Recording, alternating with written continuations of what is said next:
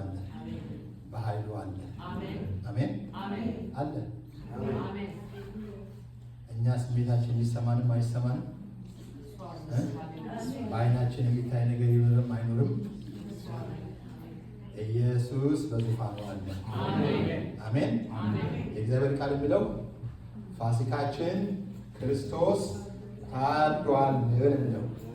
አሜን። የምስራች ሃሌሉያ። እስኪ ሁላችንም እንቆማለን፣ በእግዚአብሔር ፊት እንቆማለን። ያለነው በእግዚአብሔር በከበረ ዙፋኑ ፊት ያለነው። አሜን። ሁሉን ነገር ትተን ሀሳባችንን መበታተኑን ትተን ሃሌሉያ ሃሌሉያ ሃሌሉያ ሃሌሉያ። የእግዚአብሔር መንፈስ በዚህ አለ። መንፈስ ቅዱስን ወደ ህይወታችን እየጋበዝን፣ ወደ ነገራችን እየጋበዝን፣ ወደ ጥያቄያችን እየጋበዝን ሃሌሉያ። መንፈስ ቅዱስ ላንተ ያለኝ ትልቅ ቦታ በምንም አልተካው፣ የኔ ዕድል ፈንታ ላንተ ያለኝ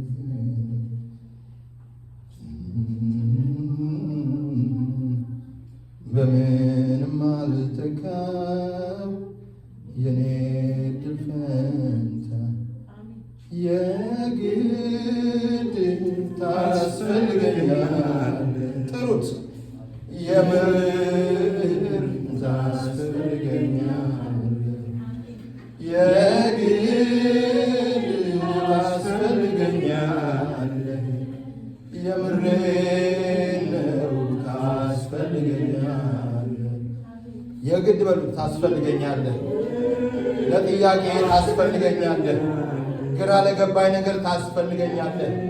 ኢየሱስን የምታከብረው አንተ ነህ። ኢየሱስን ከፍ ከፍ የምታደርገው አንተ ነህ። ኢየሱስን በክብር የምትገልጠው አንተ ነህ። መንፈስ ቅዱስ ታስፈልገናለህ። መንፈስ ቅዱስ ከሌለ ቃሉ ፊደል ነው ወገኖች። የጥቅስ መብዛት አይደለም። ብዙ የመናገር ኦሬተር የመሆን ነገር አይደለም። መንፈስ ቅዱስ ግን ሲኖር ኢየሱስ ክርስቶስን ያከብረዋል። እኔ ብሄድ ይሻላችኋል የተባለለት ነው ጌታ ኢየሱስ። እኔ ብሄድ ይሻላችኋል። እሱ ሲመጣ ግን ከኔ የሆነውን ሁሉ ይነግራችኋል። አሁን ምስጢር የሆነባችሁን ሁሉ ይገልጥላችኋል። አሁን ያልገባችሁን ሁሉ ይገልጥላችኋል። የማታዩትን ያሳያችኋል። ያልገባችሁን ይገልጥላችኋል አለ። መንፈስ ቅዱስ ሆይ አንተ ይህንን ስፍራ ውረሰው። አሜን። እኔን ውረሰኝ። አሜን። አንደበቴን ውረስ። አሜን። ጆሮዎችን ውረስ። አሜን። አይኖችን ውረስ። አሜን። ልቦችን ውረስ። አሜን። መንፈስ ቅዱስ ሆይ አንተ በዚህ ስፍራ አንተ ብቻ ክበር። ኢየሱስ ክርስቶስን በዚህ ስፍራ አክብረው። አሜን። ጌታ ሆይ ድምፅህ ሳይከለከል ወደኛ ይምጣ። አሜን። ቃልህን እግዚአብሔር አምላኬና መድኃኒት ሆይ ግለጥልን። አሜን። ያልገባንን እንኳን እግዚአብሔር አምላካችንና መድኃኒታችን ሆይ ዛሬ እንደ አዲስ ይግባል። አሜን። ዛሬ እንደ አዲስ ራእይ ይገለጥልን። አሜን። ዛሬ እንዳልተረዳነው እንዳላወቅነው ሆነን ጌታ ሆይ በአዲስ መንገድ ወደኛ ይምጣ። አሜን። እግዚአብሔር አምላኬና መድኃኒት ሆይ ምስጢር ለኛ ዛሬ ይገለጥልን። አሜን። በጌታ በኢየሱስ ክርስቶስ ስም ጸለይ። አሜን። አሜን። አሜን። እንቀመጣለን። ጌታ ይባርካችሁ። ሃሌሉያ። ዛሬ ፋሲካ ነው። አብዛኛው ዓለም አይደለም አሳስ ማለት ነው። በሀገራችን ነው የምትሉት? ዛሬ ሆሳዕና ነው። እግዚአብሔር ይመስገን። እኔ እንግዲህ ቀድሜ ሄጃለሁ ማለት ነው። እግዚአብሔር ይመስገን። ፋሲካችን ክርስቶስ ታርዶልናል። ሃሌሉያ። ዛሬ የምንካፈለው ክፍል ያለው እንግዲህ አሁን በዚህ ወራትም እግዚአብሔር ሆይ ምንድነው የማካፍለው በየጌታን ጠየቁትና የሚገርም ነገር እግዚአብሔር ያስተማረኝ የምናውቀው ነገር ነው። ነገር ግን ደግሞ ከምናውቀው ውስጥ ደግሞ ሌላ የሚወጣ እየተፈለቀቀ የሚወጣ የእግዚአብሔር ምስጢር አለ። አሜን። ሁልጊዜ አዲስ ነው። አሜን። የእግዚአብሔር ቃል ሁልጊዜ አዲስ ነው። የእግዚአብሔር ቃል ሁልጊዜ ፈውስ አለው። የእግዚአብሔር ቃል ሁልጊዜ ለእኛ መድኃኒት ነው። አሜን። መድኃኒት እኮ ነው። ሃሌሉያ። ቃሉን ላከ ፈወሳቸው እኮ ነው የሚለው። እንግዲህ መድኃኒት ካልሆነ ፈውስ ሊሆን አይችልም። በመካከላችን ዶክተሮች አሉና መድኃኒት የሚሰጠው መቼም ሆነ ተብሎ ሊፈውሳል ተብሎ ታስቦበት ነው አይደል? በሁሉ ነገር በተለያየ መንገድ እና ሁላችንም ወደ ኢሳይያስ ምዕራፍ 53 እንሄዳለን። ይሄ ሁላችንም የምናውቀው ነው፣ አዲስ ቃል አይደለም። ነገር ግን የእግዚአብሔር መንፈስ በዚህ ውስጥ ዛሬ የሚናገረን ነገር እንዳለ አምናለሁ። ኢሳይያስ ወንጌል ምዕራፍ 53 ከቁጥር 1 ጀምሮ ያለውን አነባለሁ። የሰማነውን ነገር ማን አምኗል? የእግዚአብሔርስ ክንድ ለማን ተገልጧል? በፊቱ እንደ ቡቃያ ከደረቅም መሬት እንደ ሥር አድጓል። መልክና ውበት የለውም፣ ባየነውም ጊዜ እንወደው ዘንድ ደምግባት የለውም። የተናቀ ከሰውም የተጠላ የሕማም ሰው ደዌንም የሚያውቅ ነው። ሰውም ፊቱን እንደሚሰውርበት የተናቀ ነው፣ እኛም አላከበርነው። በእውነት ደዌያችንን ተቀበለ፣ ሕመማችንንም ተሸክሟል። እኛ ግን እንደተመታ በእግዚአብሔርም እንደተቀሰፈ እንደተቸገረም ቆጠርነው። እርሱ ግን ስለ መተላለፋችን ቆሰለ፣ ስለ በደላችንም ደቀቀ። የደህንነታችንም ተግሣጽ በእርሱ ላይ ነበረ፣ በእርሱም ቁስል እኛ ተፈወስን። እኛ ሁላችን እንደ በጎች ተቅበዝብዘን ጠፋን፣ ከእኛ እያንዳንዱ ወደ ገዛ መንገዱ አዘነበለ። እግዚአብሔርም የሁላችንን በደል በእርሱ ላይ አኖረ። ተጨነቀ ተሰቃየም፣ አፉንም አልከፈተም። ለመታረድ እንደሚነዳ ጠቦት በሸላቾቹም ፊት ዝም እንደሚል በግ እንዲሁ አፉን አልከፈተም። በማስጨነቅና በፍርድ ተወሰደ። ስለ ሕዝቤ ኃጢአት ተመትቶ ከሕያዋን ምድር እንደተወገደ ከትውልዱ ማን አስተዋለ? ከክፉዎችም ጋር መቃብሩን አደረጉ፣ ከባለጠጎችም ጋር በሞቱ። ሆኖም ግፍን አላደረገም ነበር፣ በአፉም ተንኮል አልተገኘበትም ነበር። እግዚአብሔርም በደዌ ያደቀው ዘንድ ፈቀደ። ነፍሱን ስለ ኃጢአት መስዋዕት ካደረገ በኋላ ዘሩን ያያል፣ ዕድሜውም ይረዝማል፣ የእግዚአብሔርም ፈቃድ በእጁ ይከናወናል። ከነፍሱ ድካም ብርሃን ያያል፣ ደስም ይለዋል። ጻድቅ ባሪያዬም በእውቀቱ ብዙ ሰዎችን ያጸድቃል፣ ኃጢአታቸውንም ይሸከማል። ስለዚህም እርሱ ብዙዎችን ይወርሳል፣ ከኃያላንም ጋር ምርኮን ይከፋፈላል። ነፍሱን ለሞት አሳልፎ ሰጥቷልና ከዓመፀኞችም ጋር ተቆጥሯልና። እርሱ ግን የብዙ ሰዎችን ኃጢአት ተሸከመ፣ ስለ ዓመፀኞችም ማለደ ይለናል እግዚአብሔር ቃል። ይሄ ሙሉውን ኢሳይያስ ምዕራፍ 53 ላይ የተነገረ ነው። ይሄ እግዚአብሔር መጀመሪያ ቀድሞ የተናገረውን አዲስ ነገር አይደለም። ለእስራኤል ይሄ አዲስ ነገር አይደለም። እግዚአብሔር ቀድሞ የተናገረውን እንደገና በባሪያው በኩል በነቢዩ ኢሳይያስ በኩል ምን አደረገው? ኮንፈርም አደረገው። ይሄ የሚሆን ነገር ነው። ይሄ የሚሆን ነገር ነው። የሚሆነውም ደግሞ እንደዚህ ነው እና በጣም ይገርማል። ይሄ ስንመለከት እንዴት ይሄንን ቃል ስንመለከት እንዴት በመጎሳቆል ውስጥ ክብር ይመጣል። የእግዚአብሔር ቃል የሚለው ያንን ነው።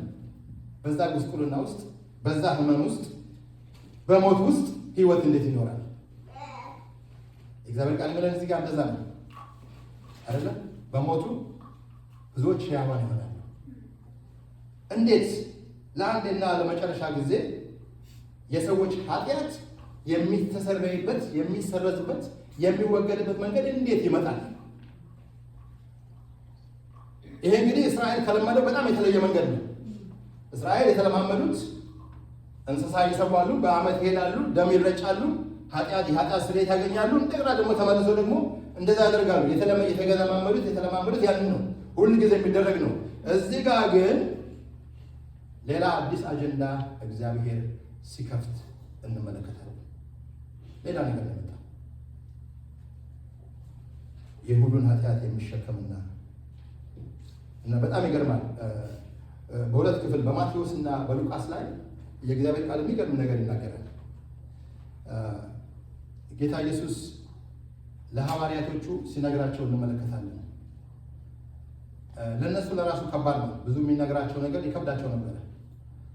ብዙ ሰዎችም እንደተመለሱ እናውቃለን። የሥጋዬን ያልበላ ደሜን ያልጠጣ እያለ በሚናገርበት ጊዜ ይሄ ከባድ ነገር ነው። ይሄን እንዴት ማን መሸከም ይችላል? ማን ይሄን ነገር አንደርስታንድ ሊያደርገው ይችላል? ይሄ በጣም ከባድ ነገር ነው ብሎ ሰዎች ምን አደረጉ ይላል? ተመለሱ አይደል? በዛን ጊዜ ነው ሐዋርያቶቹ እናንተስ መሄድ ትፈልጋላችሁ አላቸው። ሊሆን ያለው ነገር ይሄ እውነት ነው። እግዚአብሔር ኦልሬዲ አጀንዳውን ቀይሮታል። ይሄ ነገር የተቀየረ ነገር ነው፣ አዲስ ነገር ነው ሊሆን ያለው ብሎ ሲላቸው አንድ ነገር ጌታ ተናገራቸው። ማቴዎስ ወንጌል ምዕራፍ 13 ቁጥር 17 ላይ የምትጽፉ ማቴዎስ ወንጌል ምዕራፍ 13 ቁጥር 17 እና በሉቃስ ወንጌል ደግሞ ምዕራፍ 10 ቁጥር 24 ላይ አንድ አይነት ነገር ጌታ ሲናገራቸው እንመለከታለን። ምንድን ነው የሚላቸው? እናንተ የምታዩትን ለማየት የምትሰሙትንም ለመስማት ብዙዎች ነቢያትና ነገሥታት ተመኝተው አላገኙትም አላቸው። they were waiting for it። ሚስጥር አይደለም፣ ለእስራኤል ሚስጥር አይደለም። መሲሁ እንደሚመጣ ሚስጥር አይደለም። መሲሁ እንደሚመጣ ከዛ ደግሞ ከመከራቸው ደግሞ እንደሚያድናቸው ይሄ አሁን በየጊዜው የሚያደርጉት የሚሰዉት መስዋዕት ሁሉ እንደሚቆም ያውቃሉ። መሲሁ መጣና መካከላቸው ቆመ። ደሊል ሪኮግናይዝ አላወቁም። ነቢያት ያንን እየጠበቁ ነው ያለፉት እና የለም ካህኑ አይደለም ካህኑ ጌታ ኢየሱስን በእጁ ሲያቅፉ ምንድን ነው ያለው? አሁን በቃ ባሪያህን ምን አለ? አሰናብተው በሰላም አሰናብተዋል። ወገኖች ይሄ እኮ የሚገርም ሚስጥር እኮ ነው። የሚገርም ሚስጥር ነው። እናንተ ግን አለ በቃ ይሄ ለእናንተ የሆነውን እናንተ በአሁን በፊታችሁ የቆመውን ለእናንተ የሚነግራችሁን ለእናንተ የሚያስተምራችሁን ይሄ ብርሃን የሆነውን የሚገልጥላችሁን እሱን ሊያዩ ተመኝተው አለፉ። ያንን ለማየት ያንን ለመስማት ለማየት ፈልገው አላዩ፣ ለመስማት ፈልገው አልሰሙ። ሃሌሉያ! ይሄ ክብር ነው። ኢየሱስ ብዙዎች ሲመኙት የነበረው አይደለም። እነ ኢሳይያስ የተናገሩት ኢሳይያስ ሲናገረው እኮ ራሱ በየሰማው እኮ መቼ ይሆን አይደል? እግዚአብሔር በሱ በኩል ነው የተናገረው አይደለም? እግዚአብሔር ነው የተናገረው። የእግዚአብሔርን ድምፅ የሚሰማ ሰው ነው። እግዚአብሔር የተናገረውን የሚናገር ሰው ነው። እና እዚህ ጋር በጣም ይገርማል። በቃ የባሪያን መልክ አይደለም። የባሪያን መልክ ምንድን ነው? የባሪያ መልክ የባሪያ መልክ እኮ የእኔና የእናንተ የውድቀት ምስያ ነው አይደለም? አዳም ሲወድቅ እኛ የተቀበልነው የባሪያ መልክ ዛሬ ለመፈጠራቸው አይደለም። እግዚአብሔር ሲፈጥር ምንድን ነው ያለው? ምንድን ነው ያለው? ዘፍጥረት ላይ በእሱ መልክ እንደ አምሳላችን እንደኛ ምስል ይፈጠር ነው የተባለው። ምንድን ነው ማለት ነው? በፍጥረታችን እኛ ምንድን ነን? የእግዚአብሔር አምሳል ነን። በእግዚአብሔር አምሳል የተፈጠርን ነን። ነገር ግን ከአዳም በኋላ ምን አይነት መልክ ወረስን? የባሪያን መልክ። በኃጢአት ባርነት ውስጥ የወደቀ በኃጢአት ባርነት ውስጥ የተያዘ። ሃሌሉያ! ለዚህ ነው ጌታ ኢየሱስ በምድር ላይ ሲመጣ ማንም መሰለ? እኔና እናንተ መሰለ? ይታስ እኔና እናንተ መምሰል የግድ ነበረበት። ካለበለዚያ እኔና እናንተ ሊወክል አይችልም። በጣም ነው የሚገርመው። እውነተኛ መልኩ ግን ያልነበረ። እውነተኛ መልኩ የከበረ ነው አይደለም? እውነተኛ መልኩ የከበረ ነው። የተጣለ መልክ አይደለም። የሚወድቅ አይደለም። እቺን እኮ ትንሽ እኮ ነጸብራቅ እኮ ለሐዋርያቶች እኮ አሳይቷቸዋል አይደለም? በተራራ ላይ ሲወጡ እነ ዮሐንስ በኋላ ዮሐንስ ሲናገረው ያየነው አይደል? እጆቻችን ይዳስሱትን አይደል? ያየነው ይስማ እሱን እንመሰክርላችኋለን አለ። ዝም ብሎ አይደለም የምናወራው ነገር፣ ዝም ብሎ አይደለም። በዛች በተራራው ላይ ያዩት እዛው እንቀመጥ ያስባላቸው ያ ክብር ኢየሱስ ሲለወጥ ነው አይደል? በፊታቸው እኮ ነው። በፊታቸው ኢየሱስ ክርስቶስ። ይሄ እኮ ድብቅ ነገር አይደለም ወገኖች፣ በወንጌል ውስጥ እኮ ያለ ነው። the mountain of transfiguration ይሉታል በእንግሊዝኛ። it was changed ፊታቸው። እሱ ብቻ ሳይሆን በዛ በስፍራ ማንን አዩ? ኤልያስን አዩ፣ ሙሴን አዩ። በቃ በዚሁ እንሆናሉ። ከዛ መውጣት አልፈለጉም። ክብሩ ያነበረና ነው። ነገር ግን እኔና እናንተን መስሎ መጣ። ዋጋ ሊከፍል ያስፈልገዋልና። ለዚህ ነው ዛሬ ለዚህ ለትምህርት የሰጠሁት ርዕስ የተከፈለ ዋጋ የሚለው። የተከፈለ ዋጋ አለ። በነፃ አይደለም። ክርስትና አይቅለልብን። አሜን። ክርስትና አይቅለልብን፣ ቀላል አይሆንብን። ዋጋ ተከፍሏል። ለእኔና ለእናንተ ዋጋ ተከፍሏል። ለእኔ ዋጋ ተከፍሏል። ለእኔ ደም ፈሷል። ለእኔ የተሰቀለ አለ። ለእኔ ሕይወት የሰጠ አለ። ለእኔ አለሁኝ ብሎ እስከ መጨረሻው ድረስ የታገሰ አለ። ተራ አይደለም። ይሄ ሲገባን ወገኖቼ፣ ይሄ ቁቁ የሚያሳይ ነው። ይሄ በውስጣችን በአጥንታችን ውስጥ ሲገባ ቁቁ የሚያሳይ ነው። ሌላ ነገር የማያሳይ ነው። ሌላ ነገር የማያስመኝ በድካማችን ውስጥ እንኳን ደካሞች እንኳን ሆነን ድካም እንኳን እያስቸገረን ወደ ቀኝና ወደ ግራ እንኳን እያልን ነገር ግን ይሄ እውነት በውስጣችን በቃ ሰርጾ ሲገባ ምን እንሆናለን? ተተክለን በቃ የምንቆምበት አቅምና ጉልበት ይሆናል። ሃሌሉያ!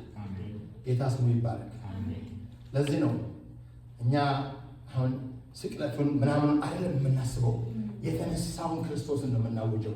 ያንን ክብሩን ነው የምናውጀው። ምክንያቱም የተለወጠ ክርስቶስ ነው ያለው። ከአሁን በኋላ ሲመጣ ሊሰቀል አይመጣም። አሜን። ከአሁን በኋላ ሊሰቀል አይመጣም። ኢየሱስ በክብር ነው የሚመጣው፣ በመላእክት ታጅቦ።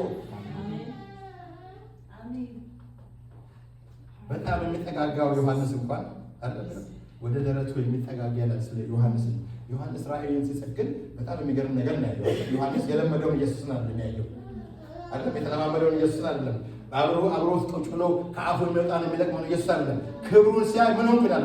ሞች ኮት ብዬ ምን ያልመደው ፍጥሞ ደስ ላይ ወደቀዋል። በቃ ያ ክብር እኛንም ያስነሳል። ያ ክብር ነው። ሁለተኛ ቆሮንቶስ ምዕራፍ 15 ቁጥር 47 ላይ ምንድን ነው የሚለው? የፊተኛው ሰው መሬታዊ ነው ይለናል። ሁለተኛው ሰው ግን ከሰማይ ነው ይላል። ሁለተኛው ሰው ኢየሱስ ነው። መልኩ ከየት ነው? ከሰማይ ነው ይላል። እዚህ ጋር ኢሳይያስ ምዕራፍ 53 ላይ ስናነበው ያ ሁሉ የሆነው የኔና የእናንተን በደል ለማስወገድ ነው። እሱ መልኩ ሰማያዊ ነው። ጎስቋላ አይደለም። ሰው የሚጠላው አይደለም። ሰው የሚንቀው አይደለም። ሰው የሚተፋበት አይደለም። የዓለምና የምድር ፈጣሪ ነው። ያለ እርሱ አንዳችም እንኳን አልሆነም ይለናል አለ ይተበቃል። ዮሐንስ ወንጌል ምዕራፍ 1 ሁሉ ምን ሆነ? በእርሱ ሆነ። ያ ጌታ ግን እንደዚህ አሁን ኢሳይያስ 53 ላይ የተነገረው ትንቢት ይፈጸም ዘንድ እንደዛ ሆኖ መጣ። እንደዛ ሆኖ መጣ። ለእኔና ለእናንተ የተከፈለ ዋጋ ሰዎች ናቸው። ለዚህ ነው ሁልጊዜ ይሄ ከገባኝ በኋላ እኔ ተራ ሰው አይደለም። ተራ አይደለም። ለእኛ የተከፈለው ዋጋ በሚሊዮን ዶላር የሚመነዘር አይደለም። ለእኛ የመጣው ሰላም በሚሊዮን ዶላር የሚመነዘር አይደለም። እኔ ሁልጊዜ እናገራለሁ ይሄ ነገር ከገባኝ በኋላ ዶክተር አንድነት ግን ጠይቀው ማለትም ነው ቁጭ ብዬ ግን አሜሪካ ውስጥ ነምበር 1 ድረግ የሚሸጠው የእንቅልፍ መድኃኒት ነው። ልክ ነኝ ዶክተር አንድነት? ነምበር 1 ድረግ ስሊፒንግ ፒል። ለምንድን ነው? ሰዎች እኮ መተኛ ስለማይችሉ ነው።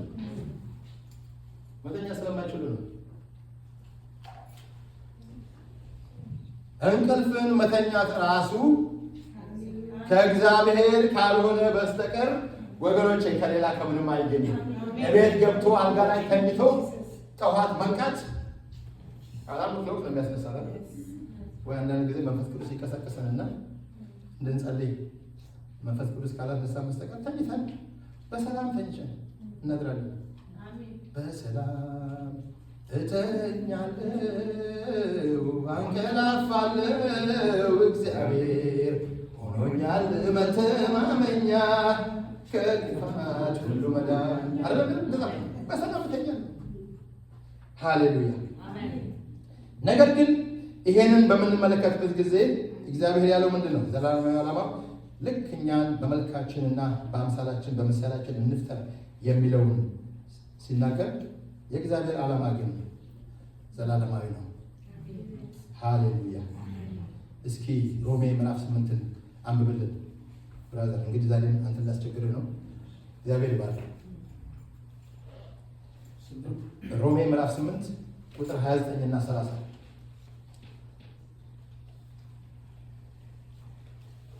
ጌታ ስም አነበዋለሁ። እግዚአብሔር አስቀድሞ ያወቃቸውን የልጁን መልክ እንዲመስሉ አስቀድሞ ወስኗቸዋል። ይኸውም ከብዙዎች ወንድሞች መካከል እርሱ በኩር እንዲሆን ነው። አስቀድሞ የወሰናቸውን ጠራቸው፣ የጠራቸውንም አጸደቃቸው፣ ያጸደቃቸውንም አከበራቸው። አሜን። ጌታ ይባርክ። ምንድነው የእግዚአብሔር ዓላማ? ማንን እንዲመስሉ ነው አለ? የልጁን መልክ እንዲመስሉ። ዋው! ከባርነት ምንም መልክ ከሌለው ከተጣለ ከወደቀ የልጁን መልክ መምሰል፣ ይሄ ነው የእግዚአብሔር ዓላማ። ከዚህ ከባርነት እንደዚህ ከመሰለው፣ ለዚህ ነው ለእስራኤልም ማሰናከያ የሆነው። ሌሎች ኤክስፔክት ኢየሱስ ክርስቶስ እንደዚህ ይመጣል ብለው አልጠበቁ። እነዚህ የጠበቁት ኢየሱስ ክርስቶስ በቤተ መንግስት ይወለዳል፣ በብዙ ፋንፌር ይወለዳል፣ በቃ ሃሌሉያ እየተባለ በቃ ሌሎች ኤክስፔክት ዲስ። እዚህ ጋር ግን የእግዚአብሔር ቃል ተናግሯል። የኢሳይያስ መጽሐፍ እኮ አላቸው። የኢሳይያስ መጽሐፍን እኮ ሁሉ ጊዜ እኮ በምኩራብ ውስጥ እኮ ያነቡታል። ይሄ የተነገረው ትንቢት የግድ መፈጸም እንዳለበትም የሚያምኑ ናቸው። ነገር ግን እሱ ዝቅ ብሎ መጣ፣ ሀምብል ሆኖ መጣ። ጌታ ኢየሱስ በአዲስ ኪዳን እንደምናየው እሱ በበረት ተወልዶ ገና በልጅነቱ ተሰዶ ሁሉን ያለው ሆኖ ሳለ የሁሉ ፈጣሪ ሆኖ ሳለ ምንም እንደሌለው ባዶ ሆኖ ተመላለሰ። ለዚህ ነው ማቴዎስ ምዕራፍ 8 ቁጥር 20 ላይ ያለውን ታውቃላችሁ። ያንን ሳነብ በጣም ያሳዝናል አይደል? ለቀበሮች ጉድጓድ አላቸው አለ፣ ለወፎች መሳፈሪያ አላቸው፣ የሰው ልጅ ግን ራሱን የሚያስጠጋበት የለውም ማለት ዳትማች የኔ ነው የሚለው ነገር የሌለው ሆኖ መጣ፣ ባዶ ሆኖ መጣ። ስለዚህ ሆነ ባዶ ሆኖ መጣ የሚለው የኔ ነው የሚለው ነገር የሌለው። አሁን ዛሬ ትልቁ ችግር እውነቴን ነው የምላችሁ እስከሚገባን ካልገባ መስተቀር ዛሬ ትልቁ ችግር ያለው ምንድን ነው? ቤተ ክርስቲያን ውስጥ እንኳን ብላችሁ እኔ የኔ የሚለው ነገር ብዙ ችግር የሚፈጥረው እሱ ነው። ቤተክርስቲያን እንዳንቀባበል የሚያደርገንም እሱ ማለት ነው። የኔ የምንለው ነገር አለ፣ የኔ ክብር የምንለው ነገር አለ አይደለም? የኔ ክብር የምንለው እኔ እንዴት እንደዚህ እባላለሁ የምንለው ነገር አለ። ወንድማችን እህታችን ነው እውነቴን ነው የምላችሁ this is serious። እኔ እንዴት እንደዚህ እባላለሁ?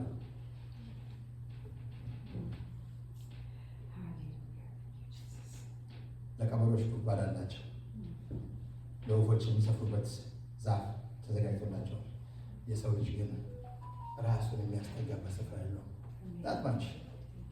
ለዚህ ማለት ፊልጵስዩስ ላይ ሁሉ እያለው ራሱን ባዶ አደረገ ይላል። ለመስቀል ሞት የታዘዘ የሆነ ለዚህ ነው አይደለም ክብር የመጣው፣ ከዛ ነው ክብር የወጣው። ወገኖች ይሄ ሁሉ ጊዜ ሊገባን ያስፈልጋል። ዛሬ በእውነት እንድናይ የፈለኩት ስለዚህ አይደለም፣ ስለ ስቃዩ አይደለም፣ ስላለፈበት ችግር አይደለም።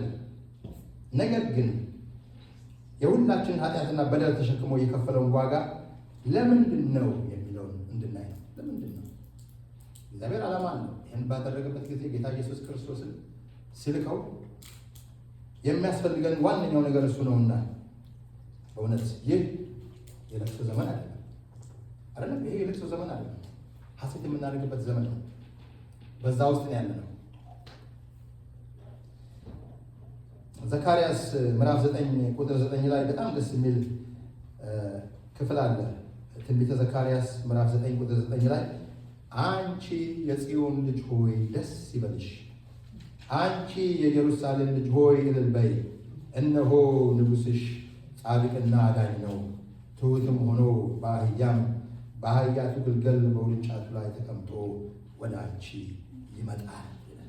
ደስ ይበልሽ ነው እዚህ ያለ። በዛ ውስጥ በሚያልፍበት ጊዜ ምንድነው ለእኛ ደስታ እንዲሆን ነው የእግዚአብሔር ቃል የሚለን ያንን ነው። በደስታ ውስጥ በዚህ ነው። ለዚህ ነው ይሄ ራሱ በአራቱም ወንጌላት ላይ ተጽፎልን የምንመለከተው።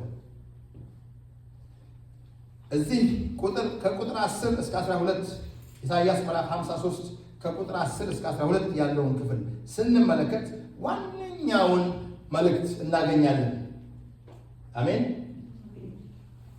ዋነኛውን የዚህን ክፍል እንመለከታለን። ምን ይላል?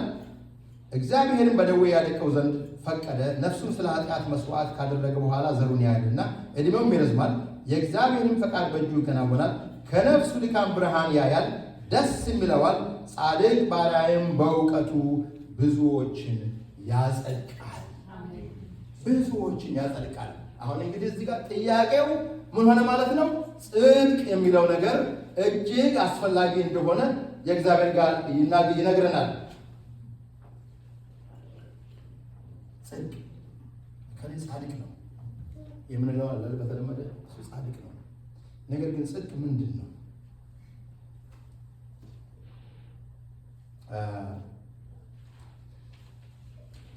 ሐኪም ቤት ሰው ወደ ሕክምና በሚሄድበት ጊዜ ሁለት ነገሮች አሉ አይደል? አንደኛ በሽታው ታውቆ ለዛ መድኃኒት ኦልሬዲ የተሰራ መድኃኒት አለ። ይሄንን ብትወስድ እንትን ትላለህ አይደል? ለምሳሌ ባክቴሪያ ከሆነ ይሄ አንቲባዮቲክ አለ ይሰጣል። ለዚህ ያህል ቀን ውሰድ ይባላል። ይወስዳል ሰውየው። ያ ባክቴሪያ እንግዲህ ሆፕፉሊ ያ ባክቴሪያ ይጠፋል። ሁለተኛው ደግሞ ምንድን ነው? መፍትሄ እንትን ከሌለ የዛ በሽታ መንስኤ ምንድን ነው ተብሎ ብዙ ነገር አለ። ብዙ ቴስት ዶክተሮች ብዙ ቴስት ያዛሉ። ይሄ ነገር ቢደረግ ወይስ ይሄንን ቴስት የዚህን ቴስት ውጤት እየተባለ በሽታ ያመጣውን ችግር መረዳት ነው። እና እዚህ ጋር እንግዲህ መፈወስ በእግዚአብሔር ቃል መፈወስ ስንል በሽታውን በቀጥታ ላይነካው ይችላል ማለት ነው አይደለም? በሽታውን ነገር ግን ወደ ስሩ ስለሚገባ ምንጩን እያደረገ ፍሬው እንዲረግፍ ማድረግ ነው። ለዚህ ነው በእውነት በዚህ ዘመን በእግዚአብሔር ቃል ውስጥ ተገልጦ የምናገኘውን የጸናውን መንፈሳዊ መማር ያለብን ማወቅ ያለብን። በእግዚአብሔር ቃል ውስጥ ኦልሬዲ የተቀመጠልን ነው።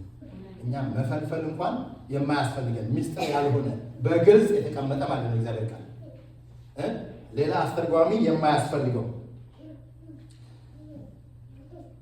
ሃሌሉያ! ይህ ብቻ ነው በቃ ወደ መፍትሄ የሚያመጣ ማለት ነው። ምንድነው? የጸናና ዘላለማዊ የሆነ እውነት ሲገለጥልን፣ በእግዚአብሔር ቃል ውስጥ የተቀመጠ እውነት ሲገለጥልን፣ አንደኛ ከውሸት ነፃ እንሆናለን። ውሸት እኛን ሁል ጊዜ እየያዘን ወደ ግራና ወደ ቀኝ አያደርገንም። የእግዚአብሔር ሕዝብ ምን ይሆናል ማለት ነው? በቃሉ ላይ ይተከላል ማለት ነው። ይሄ መጣ ብሎ ወደዛ አይወዛገብም። ይሄ መጣ ብሎ ወደዛ አይዘገብም። ሌላው ደግሞ ጊዜያዊና ተለዋዋጭ ከሆነ ነገር ነፃ ይሆናል። አዲስ ነቢይ ተነሳ ተብሎ ወደዛ ነቢይ መሮጥ ይሄ ነገር መጣ ተብሎ ወደዛ መሮጥ፣ ይሄ ነገር ሆነ ተብሎ ወደዛ መሮጥ። ሰው ምን ይሆናል ማለት ነው? በእግዚአብሔር ቃል ላይ ተተክሎ ይቀመጣል። አሜን። ንፋሱም ነፈሰ፣ ማዕበሉም ተነሳ፣ ያንን ህዝብ አንስቶ የሚወረወረው ነገር የለም ማለት ነው። ሃሌሉያ ሃሌሉያ። ለዚህ ነው ጌታ ምን አላቸው?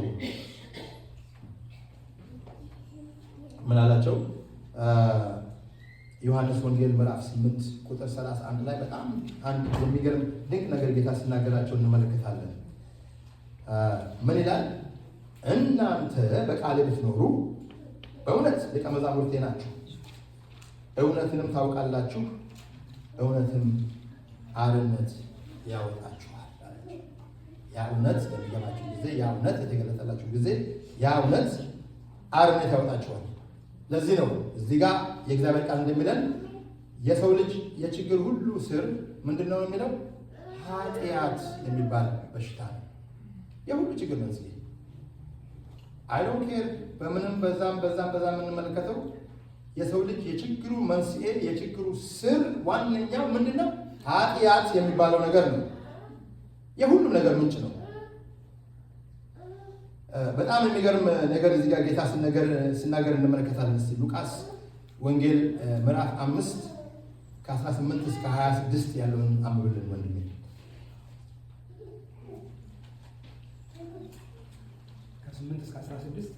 ከ18 እስከ 26 በጌታ ስም አነበዋለሁ። በዚያን ጊዜም ሰዎች አንድ ሽባ በአልጋ ተሸክመው አመጡ። ኢየሱስ ፊት ለማኖርም ወደ ቤት ሊያስገቡት ሞከሩ። ከሕዝቡም ብዛት የተነሳ ቤቱ ውስጥ ማስገባት ስላቃታቸው ጣራው ላይ ወጥተው የቤቱን ክዳን በመንደል በሽተኛውን ከነአልጋው በሕዝቡ መካከል ቀጥታ ኢየሱስ ፊት አወረዱት። ኢየሱስም እምነታቸውን አይቶ አንተ ሰው ኃጢአትህ ተሰርዮልሃል አለው። ጸሐፍትና ፈሪሳውያንም ይህ አምላክህን በመዳፈር እንዲህ የሚናገር ማን ነው? ከአንዱ ከእግዚአብሔር በስተቀር ኃጢአትን ሊያስተሰርይ ማን ይችላል? ብለው ያስቡ ጀመር። ኢየሱስም ሐሳባቸውን ስለተረዳ እንዲህ አላቸው፣ ለምን በልባችሁ እንዲህ ታስባላችሁ? ኃጢአትህ ተሰረየችልህ ከማለትና ተነስተህ ሂድ ከማለት የትኛው ይቀላል? ነገር ግን ይህን ያልሁት የሰው ልጅ በምድር ላይ ኃጢአትን ለማስተሰረይ ስልጣን እንዳለው ታውቁ ዘንድ ነው። በዚያም ሽባውን ሰው ተነስተህ አልጋን ተሸክመህ ወደ ቤት ሂድ እልሃለሁ አለው። እርሱም ወዲያው ተነስቶ በፊታቸው ቆመ። ተኝቶበትም የነበረውን ተሸክሞ እግዚአብሔርን እያመሰገነ ወደ ቤቱ ሄደ። በዚህ ጊዜ ሁሉንም መገረም ያዛቸው። እግዚአብሔርንም እያመሰገኑ ዛሬ እኮ ድንቅ ነገር አየን እያሉ በፍርሃት ተዋጡ። አሜን አሜን። ይህንን ስፍራ በምናነብበት ጊዜ በብዙ አይነት መንገድ ተምረነዋል። ይህንን ስፍራ አብዛኛውን ጊዜ ይሄ ስፍራ የሚጠቀሰው በምንድን ነው? ስለ ሰዎቹ እምነት ነበረ። ጣሪያ ሰንጥቀው ያንን በሽተኛውን በጌታ በኢየሱስ ክርስቶስ እግር ፊት ማስቀመጣቸው ነበረ። እዚህ ጋር ግን በጣም ቁልፉ ነገር ጌታ ኢየሱስም ያተኮረበት ነገር ምንድን ነው ያለው? መጀመሪያ ያለው ኃጢአትህ ተሰርዮልሃል። የሽባነቱ ምክንያት ምን ነበር ማለት ነው? ጌታ ኢየሱስ ኢሚዲየትሊ ሲያየው ይሄ የሽባነትህ ምክንያት ኃጢአት ነው። ለእኔ ይቀለኝ ነበር፣ ተነሳና ተመላለስ ማለት ይቻል ነበረ።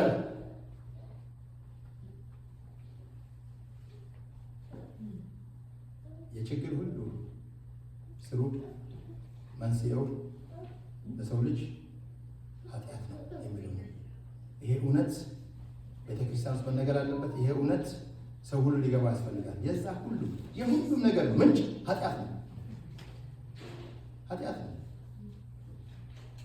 አንዳንድ ጊዜ ላይገባንም ይችላል። ፈውሱ የመጣለት የሰው ከኃጢአት ይቅርታ እንደሆነ እንመለከታለን። ለዛ ነው ተነሳና ተመላለስ ስለው ያ ጀስት ምንድን ነው ስቴበልስ ተነሳና ተመላለስ የኃጢአቱ መሰረዩ ኃጢአቱ ይቅር መባሉ ምልክት ማመልከቻ ነው እንጂ ሌላ ነገር አይደለም። ያን ነው ጌታ ኢየሱስ ሲነግራቸው የነበረው። ለዚህም ነው ተአምራየን ዛሬ ያሉት አልካዱም። እግዚአብሔር ብቻ ነው የሰውን ኃጢአት ማስተሰረይ የሚችለው ያሉት እውነታቸውን ነው። በፊታቸው የቆመው ግን እሱ እግዚአብሔር እንደሆነ አልገባቸውም። ስለዚህ ኃጢአት የሚባለውን የሰው ልጅ ችግር ልጁን ኢየሱስ ክርስቶስን በመላክ አስወገደው። እንግዲህ ኃጢአት የችግር ሁሉ ምንጭ ከሆነ መፍትሄው እግዚአብሔር ቃል የሚለው ምንድን ነው ማለት ነው? ጽድቅ ነው ይለናል። መጽደቅ በክርስቶስ ኢየሱስ በኩል አለ ማለት ነው። ስለዚህ ምንድን ነው ጽድቅ? ጽድቅ ምንድን ነው? ጽድቅ የሚለው እንደ እግዚአብሔር ቃል ምንድን ነው? አንደኛው ጽድቅ የሚለው በእግዚአብሔር ፊት ያለ ምንም ሀፍረትና ያለ ዝቅተኝነት ስሜት መቆም ማለት ነው። አሜን። ይህ ነው እንግዲህ ይህ የክብር ጥሪ ነው። የሚያሳፍር የሚያሸማቅቅ ነገር አይደለም ማለት ነው። ምክንያቱም በመጀመሪያ ኃጢአት ይዞ መጣው ምንድን ነው? ሀፍረት ነው አይደል? አይደል? በመጀመሪያ ኃጢአት ይዞ መጣው ሀፍረት ነው። አዳም ወዴት ነህ ብሎ ጌታ ሲጠራው እግዚአብሔር ሲጠራው ምን ነው? አዳም ተደብቋል፣ ተሸሽጓል፣ አፈረ አይደል? አፈረ ምን ሆንኩኝ አለ። እርቃን መሆኔን አየሁኝ አለ። ከዛ በፊት አይቶ የማያውቀውን፣ ከዛ በፊት ተለማምዶ የማያውቀውን፣ ከዛ በፊት እንዳለ እንኳን ሪያሊቲ መሆኑ ያላወቀው ነገር ለአዳም ተገለጠለት። አይኑ ተከፈተ። እግዚአብሔር እኮ ያለው አዳም አንደኛ እንደ አንዱ ሆነ አለ። አይኑ ተከፈተ፣ ማየት ጀመረ። ሀፍረት ያዘው። ዛሬም የሰው ልጅ ሀፍረቱና ውርደቱን ራሱ መሸፈን እንደማይችል አሳየ። ራሱ መሸፈን እንዳልቻለ አወቀ አይደል? ለአዳም የእንስሳ ነፍስ መሰዋት ነበረበት። ቅጠል ከማገለብ ወጥቶ አትሊስት የሆነ ዲሰንት የሆነ ነገር በላዩ ላይ እንዲቀመጥ። ዕብራውያን ምዕራፍ 9 ከ11 እስከ 14 ያለውን እናነበዋለን። ሃሌሉያ። አሮን ነው እንዴት እየሰማችሁ እንደሆነ አላውቅም። መንፈስ ቅዱስ ግን ለሁላችንም ይገልጥልናል። አሜን። ዕብራውያን ምዕራፍ 9 ከ11 እስከ 14 እንዲህ ይለናል። ነገር ግን ክርስቶስ ይመጣ ዘንድ ላለው መልካም ነገር ሊቀ ካህናት ሆኖ በምትበልጠውና በምትሻለው በእጆችም ባልተሰራች ማለት ለዚህ ፍጥረት ባልሆነች ድንኳን የዘላለምን ቤዛነት አግኝቶ አንድ ጊዜ ፈጽሞ ወደ ቅድስት በገዛ ደሙ ገባ እንጂ በፍየሎችና በጥጆች ደም አይደለም። የኮርማዎችና የፍየሎች ደም በረከሱትም ላይ የተረጨ የጊደር አመድ ሥጋን ለማንጻት የሚቀድሱ ከሆኑ ነውር የሌለው ሆኖ በዘላለም መንፈስ ራሱን ለእግዚአብሔር ያቀረበ የክርስቶስ ደም እንዴት ይልቅ ሕያውን እግዚአብሔር ልታመልኩ ከሞተ ሥራ ሕሊናችሁን ያነጻ ይሁን። ከሞተ ሥራ ሕሊናችሁን፣ ይሄ ሀፍረት የሚያመጣውን ሕሊናን የሚያቆሽሸውን ዝቅተኛ አድርጎ የሚያሳየውን የሚያሳፍረውን እኔ ለዚህ አልበቃም የሚያሰኘውን ያንን የሚያጥብ ምን መጥፋት አለ? የክርስቶስ ኢየሱስ ደም በቂ የሆነ ሌላ ተጨማሪ የማያስፈልገው ሌላ አጋዥ የማያስፈልገው እንዴት እሱ ሕሊናችሁን ያነጻ ይሆን ይለናል። እንግዲህ በዚህ ስፍራ የምናየው ስምንት እዚህ ጋር ጳውሎስ የሚናገረው አንድ ነገር አለ። እዚህ ጋር ስለ ሃይማኖት ምንም ነገር አይናገርም ማለት ነው። ምንም አይነት ሃይማኖት የሃይማኖት ብንሆን ኦርቶዶክስ ቢሆን ካቶሊክ ቢሆን ምንም ቢሆን አእምሮን ሊያነጻ ህልውና ሊያነጻ የሚችል ምንም አይነት የሃይማኖት እንትን የለም የለም። የክርስቶስ ኢየሱስ ግን ይችላል። አሜን አሜን። የኢየሱስ ክርስቶስ ደም ብቻ ነው። ለዚህ ነው አንድ ሰው ጌታ ኢየሱስ ክርስቶስን እንደ ግል አዳኝ አድርጎ ሲቀበል ኢሚዲየትሊ ኢንስታንቲየስሊ ምን ይሆናል? የእግዚአብሔር ጽድቅ ይሆናል። ያን እግዚአብሔር ቃል ነው። የእግዚአብሔር ጽድቅ ይሆናል። ለዚህ ነው የጽድቅን ሕይወት ለመለማመድ ከቀደመው ከአረጋዊ ሰው ጋር የነበረው ግንኙነት ምን መሆን አለበት? እትብቱ ያ መቆረጥ አለበት። ሁሉ ጊዜ ያንን ነገር እየጎተትን ያንን ነገር እየያዝን ያለፈውን የሞተውን ነገር እየጎተትን የእግዚአብሔር ጽድቅ መሆን አይቻልም። ያ ዲስኮኔክትድ መደረግ አለበት። ሃሌሉያ። የስቃያችን መስመር አዳም ነው። የጽድቃችን መስመር ደግሞ ጌታ ኢየሱስ ክርስቶስ ነው። ሁለቱ የተለያዩ ናቸው። አንዱ ከአንዱ መለየት አለበት። ሮሜ ምዕራፍ 4 እስኪ አንብብልን። ሮሜ ምዕራፍ 4 ከ22 እስከ 25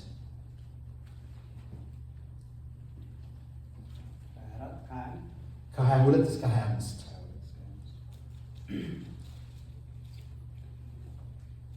ስለዚህ ጽድቅ ሆኖ ተቆጠረለት። ጽድቅ ሆኖ ተቆጠረለት የሚለው ቃል የተጻፈው ለእርሱ ብቻ አይደለም። ነገር ግን እግዚአብሔር ጽድቅን አድርጎ ስለሚቆጥርልን ጌታችን ኢየሱስ ከሙታን ባስነሳው በእርሱ ለምናምን ለእኛም ጭምር ነው። እርሱ ስለ ኃጢአታችን እንዲሞት አልፎ ተሰጠ። እኛን ጻድቅ አድርጎ ለማቅረብ ከሞት ተነሳ። አሜን። ያ ጽድቅ ለእኛ የሆነልን በክርስቶስ ኢየሱስ በኩል ነው። ጽድቅ ሆኖ ተቆጠረለት የሚለው ለአብርሃም ብቻ አይደለም፣ ለእኛም ነው። እግዚአብሔርን አመነ፣ ጽድቅ ሆኖ ተቆጠረለት የሚለው ለአብርሃም ብቻ የተጻፈ አይደለም። ይሄንን ነገር እንድትረዱ ያስፈልጋል። ለዚህ ነው ሁለተኛ ቆሮንቶስ ምዕራፍ 5 ቁጥር 21 ላይ አንድ የሚናገረው ነገር አለ። የእግዚአብሔር ቃል እኛ በእርሱ ሆነን የእግዚአብሔር ጽድቅ እንሆን ዘንድ ኃጢአት ያላወቀውን እርሱን ስለኛ ኃጢአት አደረገው። የእግዚአብሔር ጽድቅ እንሆን ዘንድ ህፍረት ከኛ ላይ ይነሳ ዘንድ፣ ውርደት ከኛ ላይ ይነሳ ዘንድ፣ መሸማቀቅ ከኛ ላይ ይነሳ ዘንድ፣ በቃ እኔ በጣም በእግዚአብሔር ፊት መቆም አልችልም የሚለው ነገር ከኛ ላይ ይነሳ ዘንድ በክርስቶስ ኢየሱስ ደም ታጥበን የሚያቆም ጸጋ ተገለጠ። አሜን፣ ሃሌሉያ። ለዚህ ነው ይህን አለማወቅና አለመረዳት ባርነት የሚሆነው። ለዚህ ነው ክርስቲያን በኩነኔ መመላለስ የለበትም። ክርስቲያን ተሸማቆ መመላለስ የለበትም። አሜን፣ ተሸማቆ መመላለስ የለበትም። የእግዚአብሔር ጽድቅ ነህ፣ የእግዚአብሔር ጽድቅ ነሽ።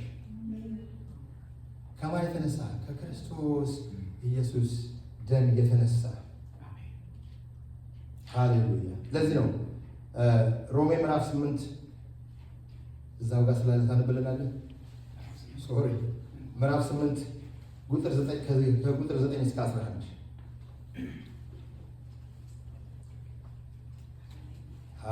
ይህ ብፅዕና ለተገረዙት ብቻ ነው ወይስ ላልተገረዙትም? የአብርሃም እምነቱ ጽድቅ ሆኖ ተቆጠረለት ብለናል። ታዲያ እንዴት ተቆጠረለት? ከተገረዘ በኋላ ነው ወይስ ከመገረዙ በፊት? የተቆጠረለት ከተገረዘ በኋላ ሳይሆን ከመገረዙ በፊት ነው። ሳይገረዝ በነበረው እምነት ላገኘው ጽድቅ የመገረዝን ምልክት የሆነ የጽድቅን ማኅተም ተቀበለ።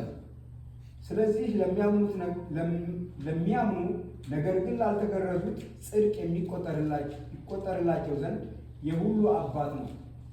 እርሱ ለተገረዙትም አባት ነው።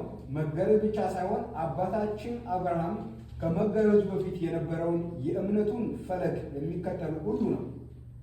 እርሱ የዓለም ወራሽ እንዲሆን አብርሃምና ዘሩ ተስፋን የተቀበሉት በሕግ በኩል አልነበረም፣ ነገር ግን በእምነት ከሆነ ጽድቅ ነው። አሜን፣ አሜን፣ አሜን።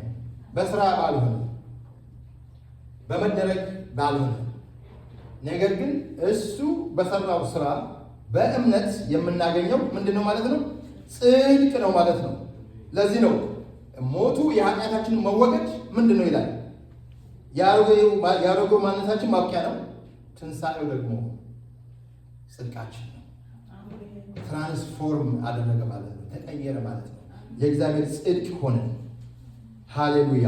እኛ ደግመኛ የተወለድነው በትንሣኤ ነው። የትንሣኤ ህይወት ደግሞ ምንድን ነው? ተመልሶ የማይሞት ህይወት ነው። ለዚህ ነው በጽድቅ ምክንያት የሞተው መንፈሳችን ሕያው ሆነ።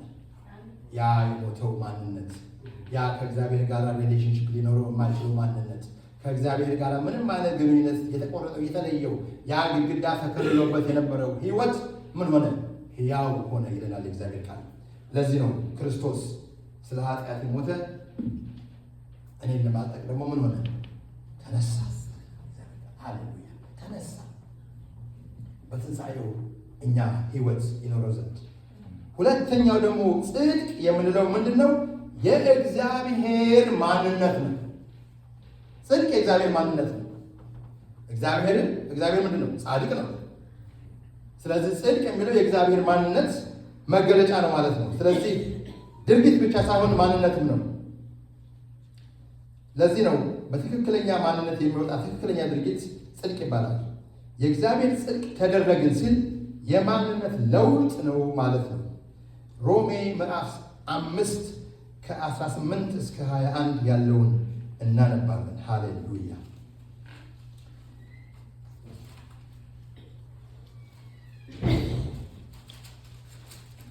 ይህንን አነበዋለሁ። ሃሌሉያ። እንዲህ ይላል ሮሜ ምዕራፍ 5 ከቁጥር 18 እስከ 21። እንግዲህ በአንድ በደል ምክንያት ፍርድ ለኩነኔ ወደ ሰው ሁሉ እንደመጣ እንዲሁም በአንድ ጽድቅ ምክንያት ስጦታው ሕይወትን ለማጽደቅ ወደ ሰው ሁሉ መጣ። በአንዱ ሰው አለመታዘዝ ብዙዎች ኃጢአተኞች እንደሆኑ እንዲሁ ደግሞ በአንዱ መታዘዝ ብዙዎች ጻድቃን ይሆናሉ። በደልም እንዲበዛ ሕግ ጭምር ገባ። ዳሩ ግን ኃጢአት በበዛበት ኃጢአት በሞት እንደነገሰ እንዲሁ ደግሞ ጸጋ ከጌታችን ከኢየሱስ ክርስቶስ የተነሳ በጽድቅ ምክንያት ለዘላለም ሕይወት ይነግስ ዘንድ ጸጋ ከመጠን ይልቅ በለጠ ይለናል።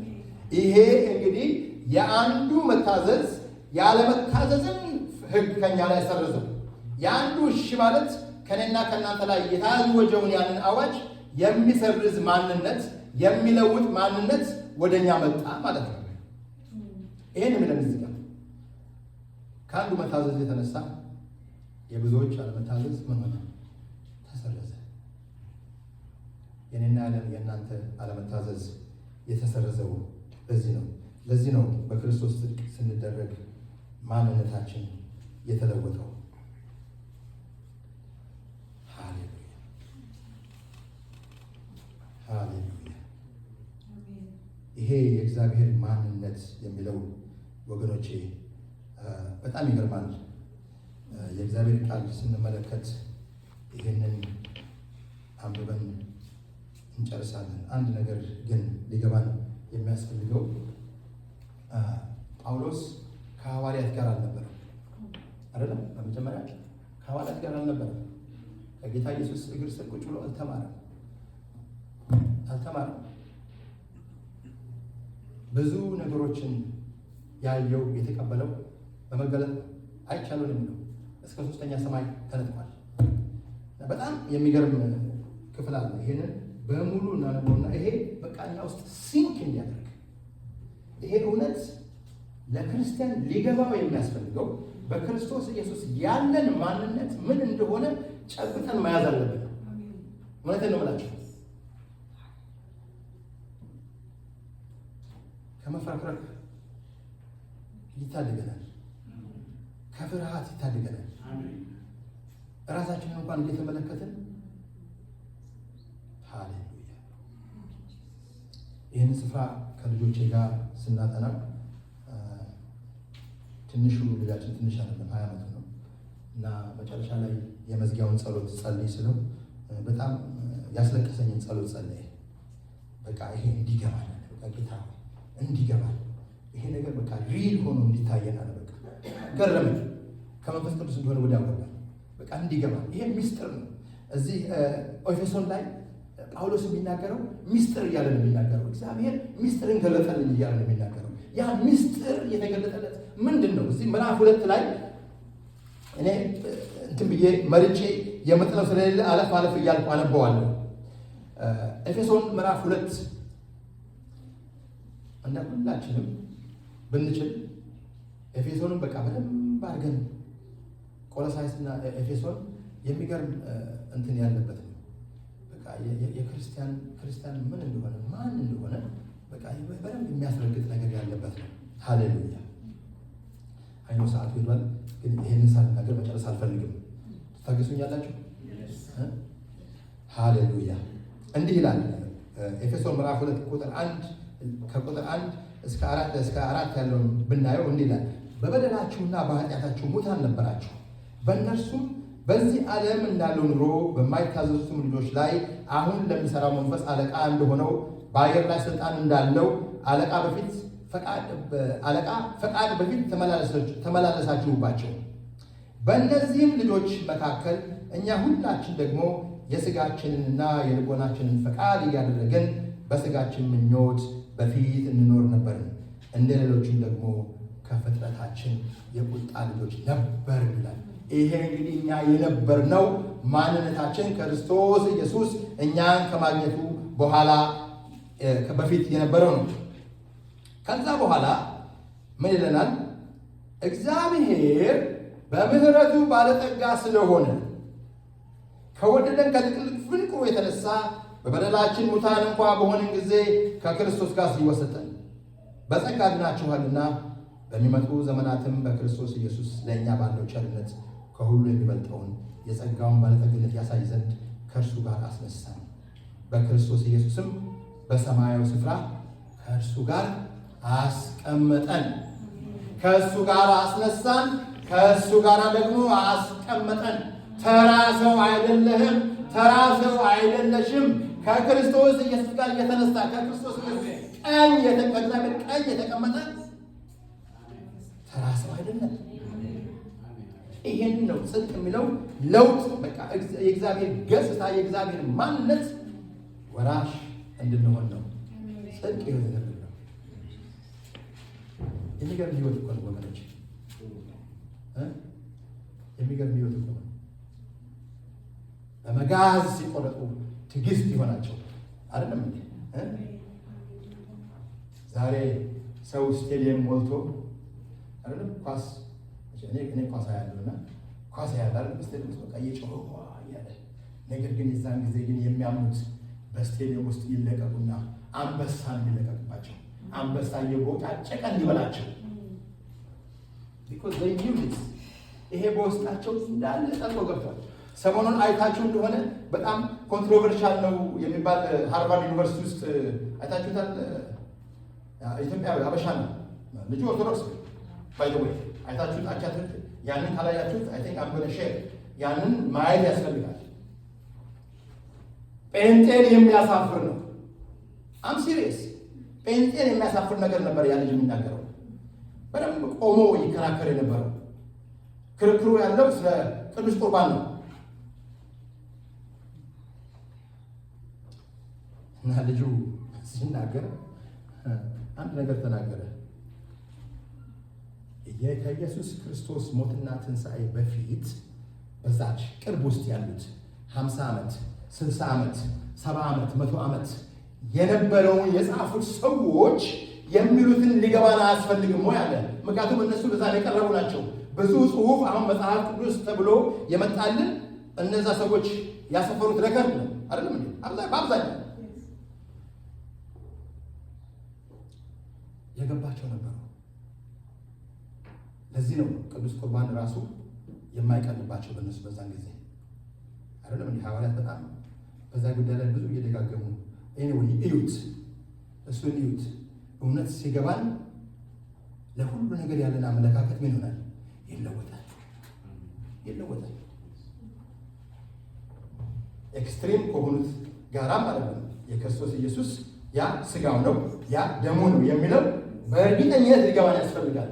ምክንያቱም ዝም ብሎ ሚር ዳቦ ቂጣና ወይን አለ አይደል? አይ ቢሊቭ ዳት እኔ ከሚያምኑት ጋር አንድ ነው። ያ ቂጣው ወደ ስጋ ተለውጦ አይደለም፣ ወይኑ ደግሞ ወደ ደም ተቀይሮ አይደለም። ነገር ግን ጌታ ኢየሱስ በእጁ ሲሰጣቸው ምንድን ያላቸው? ይሄ ምንድን ያለው? ስጋዬ ነው፣ ይሄ ደሜ ነው። ሌላ ትራንስሌሽን አልፈልግም። ለእኔ ለራሴ ነው የምላቸው። ሌላ ትራንስሌሽን አልፈልግም። አምኜ ከተቀበልኩ በደም ውስጥ ያለው ክብር፣ በስጋ ውስጥ ያለው ክብር፣ በቆሰለው ያለው ክብር እኔን ያገኘኛል፣ እናንተንም ያገኛችኋል። እዚህ ጋርም የሚለው እሱ በቀኙ አስቀመጠንና ይሄ ከምናችን ነው ይላል። በስራ አይደለም፣ ማንም እንዳይመካ በስራ አይደለም ይላል። እኛ በእውነት ወገኖቼ ይህንን በእንግሊዝኛ ባነበው ደስ ይለኛል። ይቅርታ ታደርጉልኛላችሁ?